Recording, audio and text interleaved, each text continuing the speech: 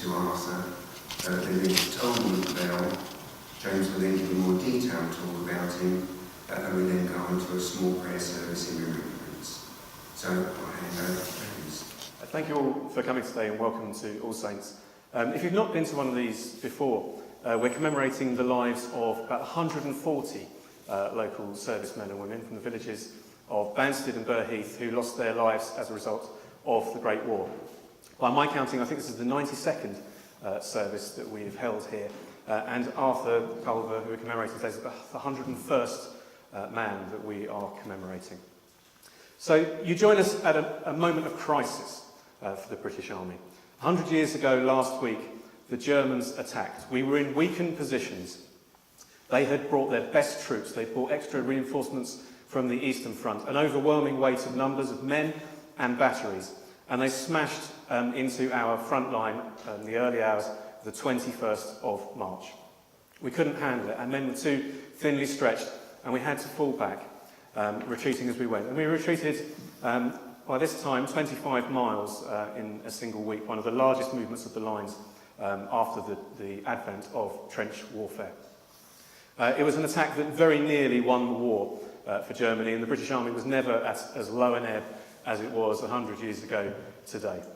We're going to be commemorating today Arthur Culver, a man from Burgh Heath, who lost his life due to wounds he sustained in that great retreat of the British Army in March of 1918. Now, Arthur was a gunner. There aren't very many artillery poems, but we have one here from Wilfred Owen. It's called On Seeing a Piece of Our Artillery Brought into Action. Now, Wilfred spent quite a lot of time with a 9-inch howitzer as a neighbour. It must have been extremely noisy and very disruptive, which I think probably explains the last line of this poem. Be slowly lifted up, thou long black arm, great gun towering towards heaven, about to curse. Reach at that arrogance which needs thy harm, and beat it down before its sins grow worse. Spend our resentment, cannon, yea, disperse our gold in shapes of flame, our breaths in storm. But when thy spell be cast complete and whole, may God curse thee and cut thee from our soul. We're going to toll the bell now in memory of Arthur, and we'll tell his story afterwards. So I'd like to ask our members of the Culver family to come with me, and also a young volunteer we have from far afield as well. If you're able to stand, please could you do so. Thank you.